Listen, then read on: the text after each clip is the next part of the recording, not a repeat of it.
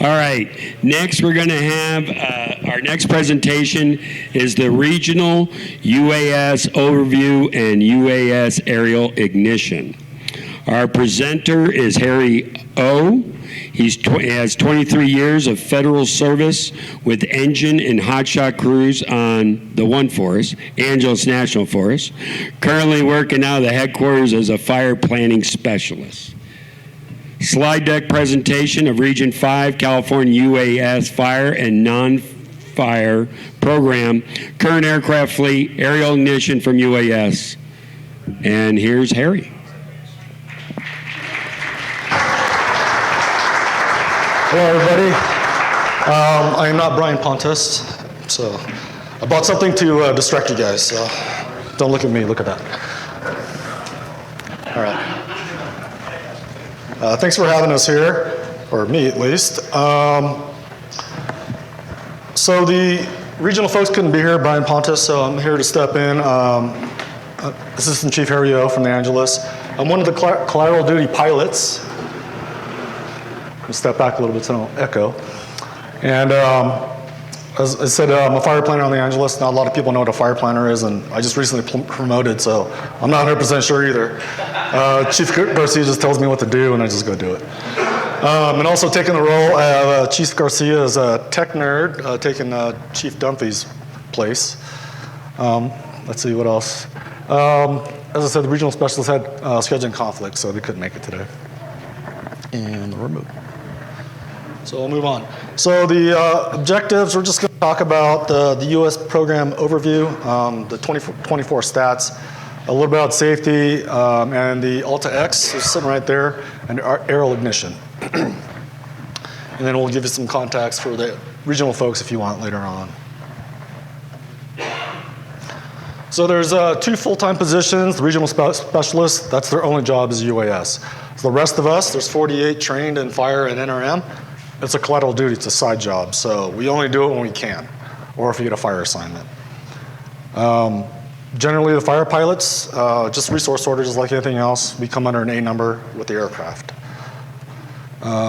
We're starting to do NRM by resource order too, so we can go out and fly either aerial ignition or IR work, but majority of the NRM stuff is typically orthomosaics or stuff that will go to GIS. Are there any GIS people here?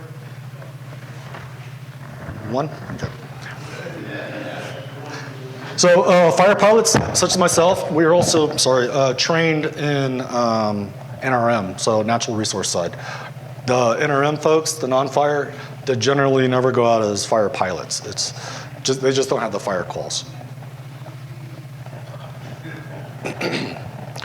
So this is from last year, 2024, total resource management pilots, non-fire, 20. Incident UAS pilots, trainees, 20. Incident UAS pilots qualified, I'm one of them. Aerial ignition trainees, I'm one of them. And then the qualified, so you can see there is not a terrible amount of pilots in California. So Region 5 being California, Hawaii, and some of the territories. So flight hours, you gotta remember, these guys only fly 20 to 30 minutes, so hours compared to manned aircraft, it's pretty different. But 651 hours in 2024 is actually quite a lot, if you think about it. If you break it down to 30 minutes, that's quite a lot of flights, and we'll go into those. Total flights was at 2176, and then our partner is DOI supporting Forest Service Operational Control, meaning it's on Forest Service land, and we have DOI pilots coming in, supporting those are those numbers. So wildfire and prescribed fire deployments. Alaris is just what we track our software in. So we have 375, and PSDs, spheres dropped, so those are dragon eggs, over 71,000, so that's quite a few. And then resource deployments. So we send them off to different forests to go map for habitat or soils, and we count those as hours for our pilots as well. And then we'll get into training, but training flight hours. So we're mandated to fly a certain amount for 90 days at the minimum. And then maintenance flights, so just like a normal aircraft, when we do repairs or do firmware upgrades, we have to fly these, like a check ride almost. So in growth, it's kind of hard to see, but we have 2022, 23, 24 on that graph, and you can see it's spiking. So the program really started in 2019 for the Forest Service side. The DOI started first. They were kind of pioneers.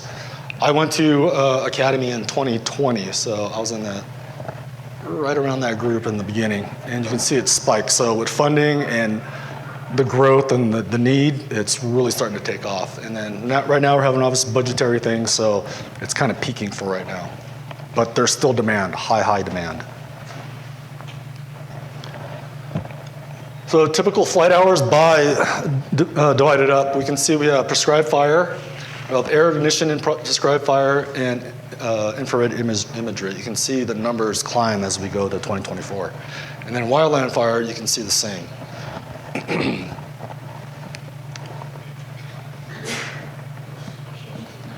This is a summary of the type of aircraft.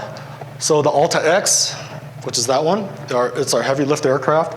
So this actually came from like the movie industry. So this usually has a gigantic camera ball on it, and it's flying up in the air and filming like, the Avengers or something like that.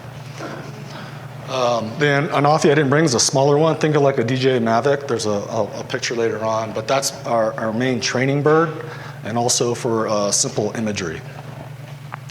A Switchblade, it's a Type 3 tricopter, so only 3 rotor systems on it. And that's another heavy lift, but not as quite as heavy as this. But that carries our high quality cameras and multispectral cameras.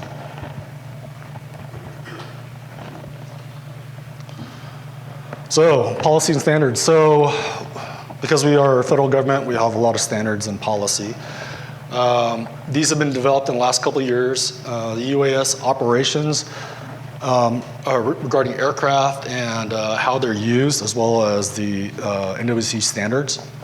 So airworthiness inspections. These are considered aircraft. They have tail numbers. And I'll get into it a little bit later, but the FAA says these are aircraft. They have to be treated as such. So they have preventative maintenance. They have to be logged. There's hour requirements for those preventative maintenance. And then also weight. So we're in a weird category. Of course, not excluded. We're max of 55 pounds. So we have to vary the number of balls inside the hopper to keep under 55 pounds. For ordering, for NWC standards, it's an aircraft. So you order it as an aircraft, any number. So in IC operations, just go through the chain, you look at another resource, you order them. I'll come under a dot number, a subordinate as a pilot. So pilot, it's kind of a funny term, but we're UAS operators, but considered pilots. And with that, we have to follow the same flight limitations as a manned pilot. So we can only fly 8 hours cumulatively in a day. And then pilot standards, I touched on before, there's pilot carding. We have to get trained on every aircraft and perform a check ride in order to qualify for these. And for every aircraft that we fly, you have to fly at the minimum every 90 days. And a total of minimum 2 hours per year per aircraft with a total of 20 hours a year. So you really have to try to fly to keep up your quals. But being collateral duty pilots, it's really difficult because we all have day jobs. Also, if you're night qualified, you have to fly at night. So there's an overtime issue. So there is a UAS flight school for training. You go through a program. First, you have to have your Part 107 FAA license to even start. This is a red carded position, a UAS pilot. You go to an academy. The first week is basic pilot. You don't even need to know how to fly these. We'll teach you how to fly them. Right? This is standardized across the nation how we do these programs and training programs. This is the federal side. And then the second week is where you fork off. You either become a fire pilot or you become a natural resource pilot. So the mission changes. But the basic pilot part is all the same. And the primary objective of that is to have a standardization but it's also safe operations. You know, you're going to learn communications, coordination, and deconfliction. The main thing that we want to do is safety. We do not want to have an accident. We do not want to have a manned aircraft go down. That's our primary thing. Everything else is secondary. We won't lift unless it's safe. Once you complete that and you move up through your training, you end up going to Aerial Ignition Academy, which I did, or you get specific sensor type of training, so like a LiDAR. There's a natural resource version of this, non-fire, that carries a LiDAR ball. There's only one of them, and it's $80,000, so there's only like 2 people that are allowed to fly it. I will not fly that because it's too much risk. Yeah, exactly.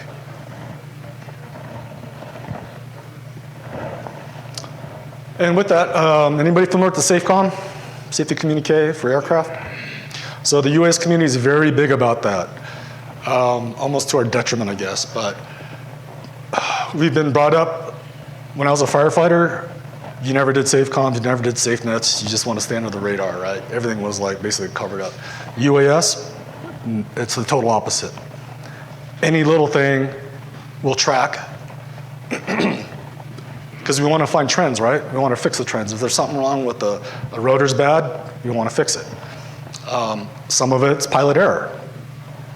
So that's what develops training and pilot standards. We also have the first 2 lines, non-participating UAS in the FDA, fire traffic area. That's some Joe Blow guy flying his drone, like the Palisades, right? One of them hit the scoopers.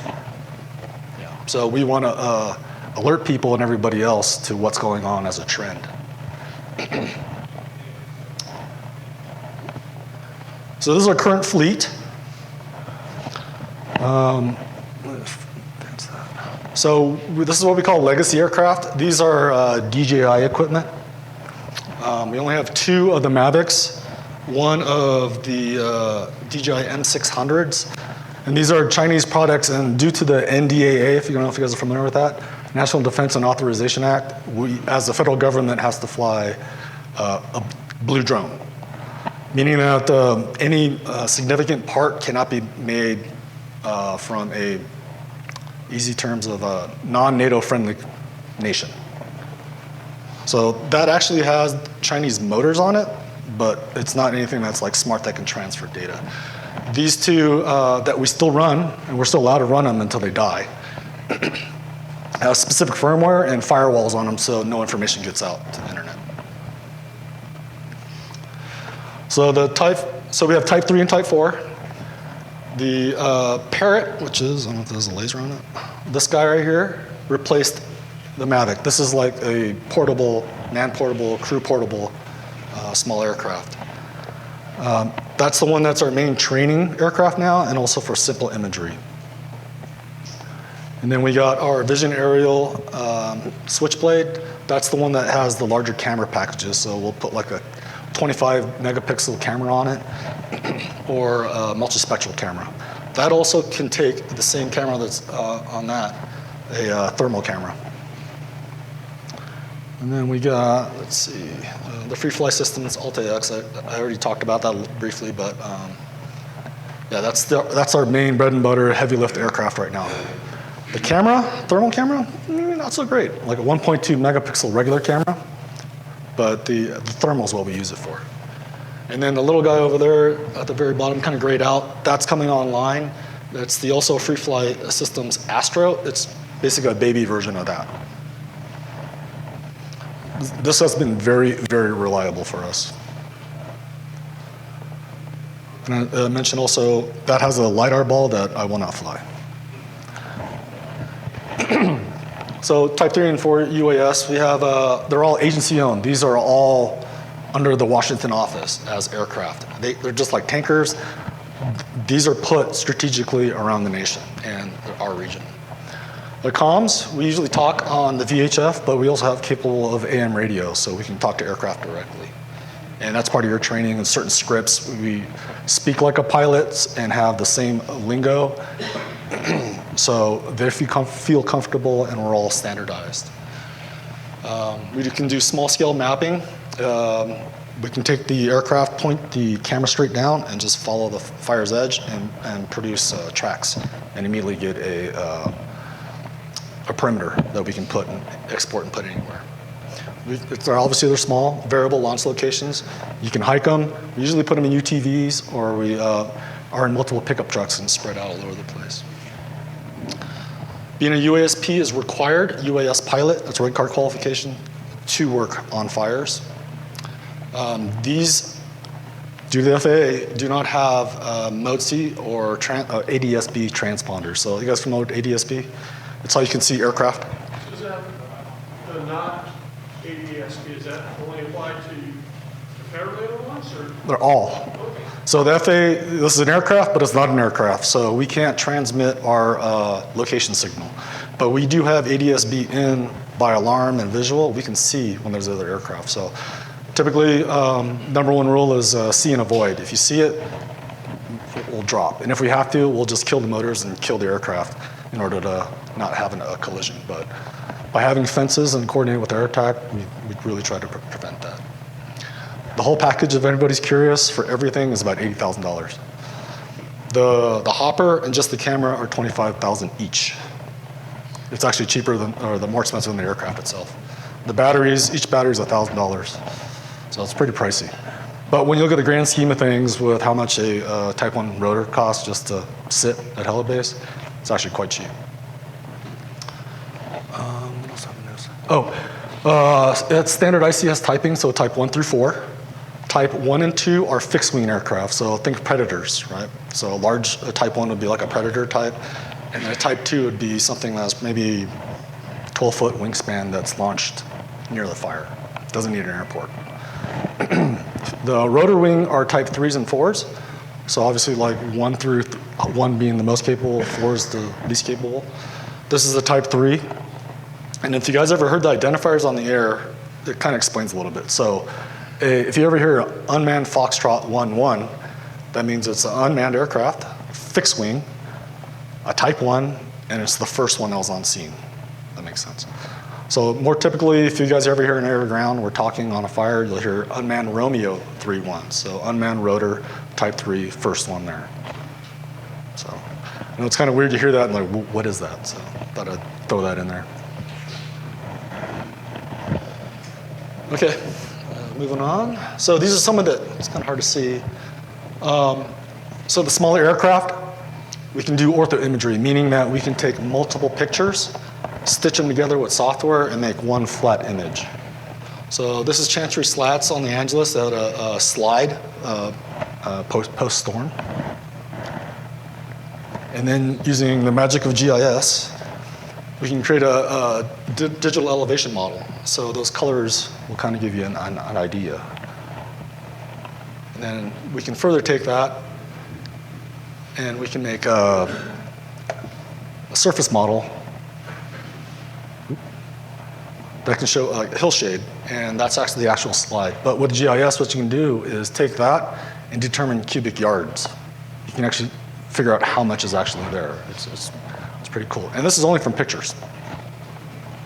You can also carry a LiDAR and do the same, but once again, it's very expensive and complicated. We can get up to 2 centimeter or less ground sample distance, meaning that if you look like on your phone or a TV really close, each pixel, that's 2 centimeters. So that's actually pretty accurate. Satellite imagery maybe gives you like meters. So, and it's rapidly deployable. Takes maybe an hour plus to transform 300 some images to something like this. This is another example. This is the bridge fire just a little while ago. The tan bark fuel break. You can see the fuel break here, the fire, and then it was box retardant. So, using fuel breaks to bring the fire down to the ground and making the retardant more effective with grass. This is what we're trying to show here.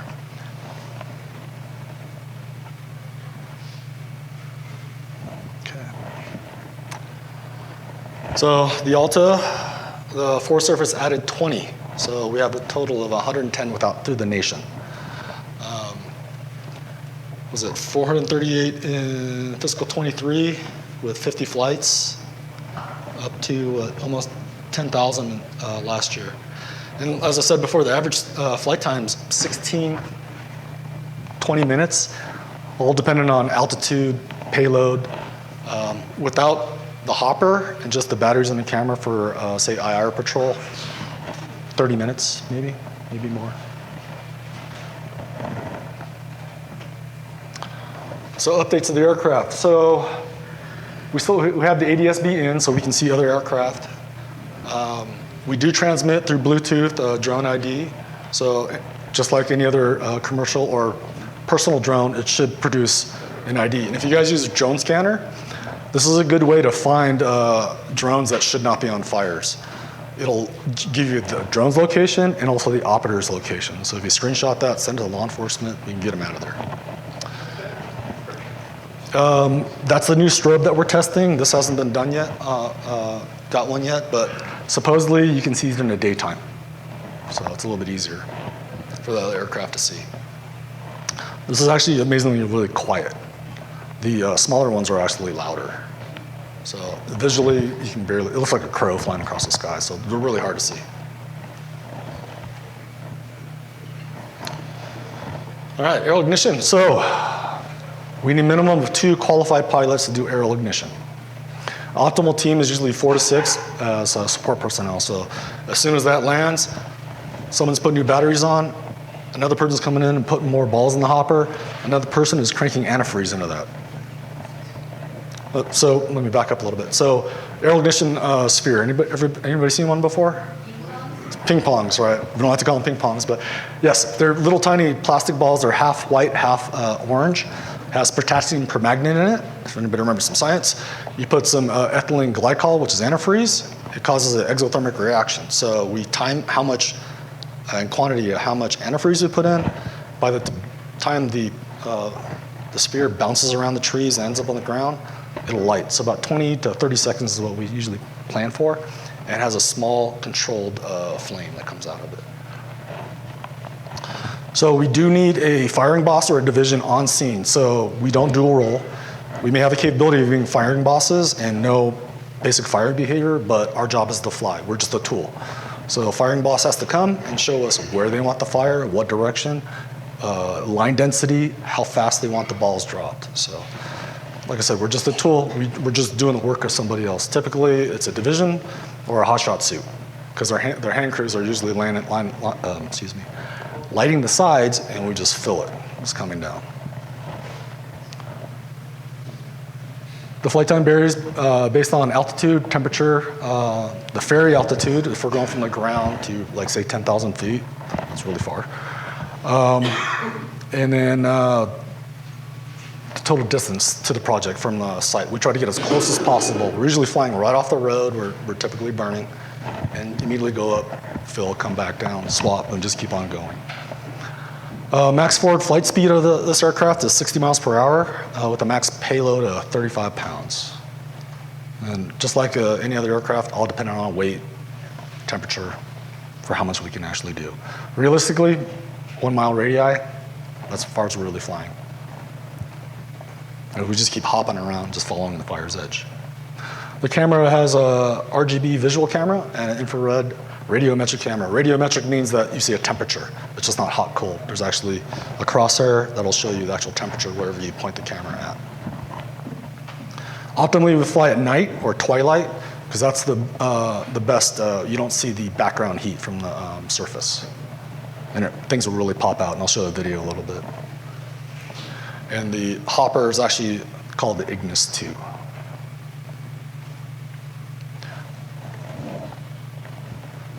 So this is a little promo video for the Air Ignition Academy. Let's see if it runs. Oh, maybe not. Let's go back.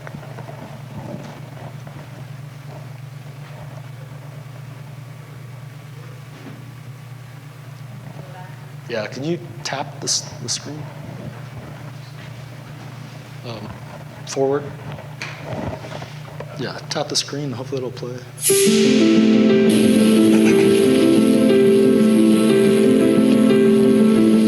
We were talking about a new tool that we can introduce a new conversation on risk management. From a risk leader it really allows us the opportunity to fly in many different conditions. How are we giving firefighters a tool that they can utilize on a daily basis? It's also beneficial to giving them real-time information.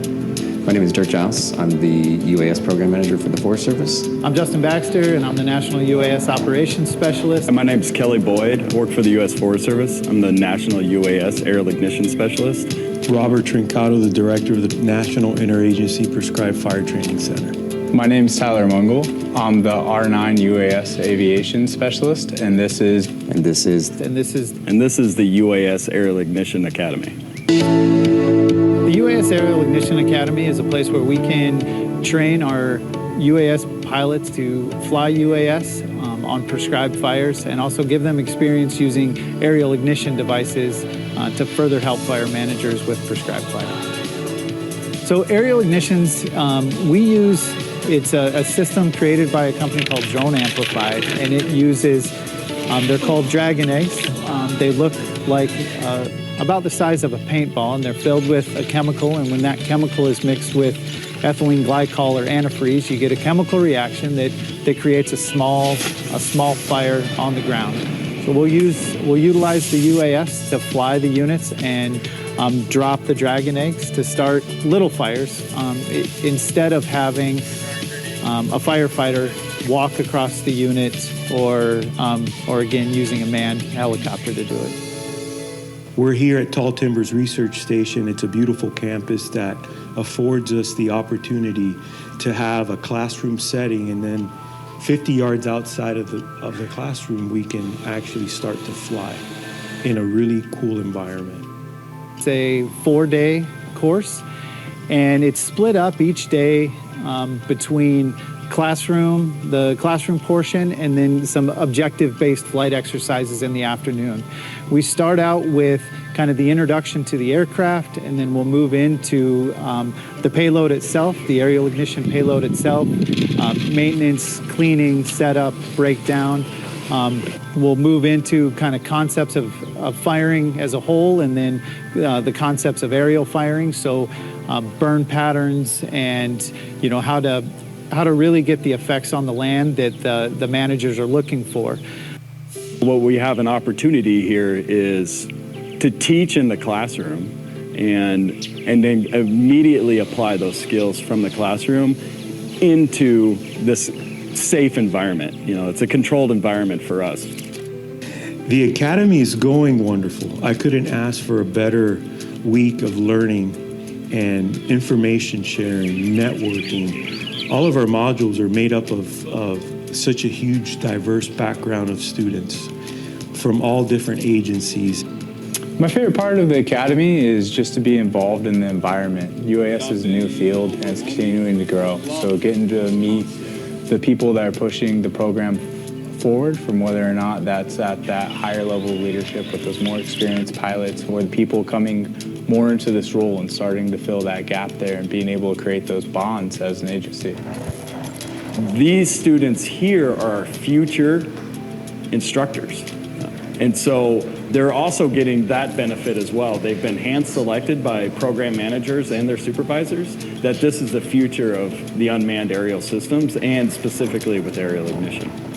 Right, whether you're hiking, whether you're burning, whether you're holding a line on a wildfire, holding a line on a prescribed fire, the UAS can also patrol and scout lines that otherwise would have either have to been flown by a helicopter, or you would have to send a module in to recon it in advance. So there's so many benefits to this. The base rule of aviation is this flight necessary? So now we have a new tool to insert into that scenario of maybe we should not be flying a helicopter there. Maybe we can use this system. Or now we can actually unlock different opportunities where we couldn't use some of our piloted assets due to smoke or at night, but now we can use an unmanned system within that profile. And so to really lock down on our safety case for the agencies. I think it really comes down to that idea of working smarter, not harder, and utilizing the technologies that are out there to our advantage. That's my guiding focus is to increase safety for our overall employee well-being. Okay. How am I doing on time? That's about it. Okay. Oh, I held a bit more. No, it's all right. But feel free to come and talk to me afterwards, and get some more information, take pictures if you like, and before I tear it down. Thank you, Harry.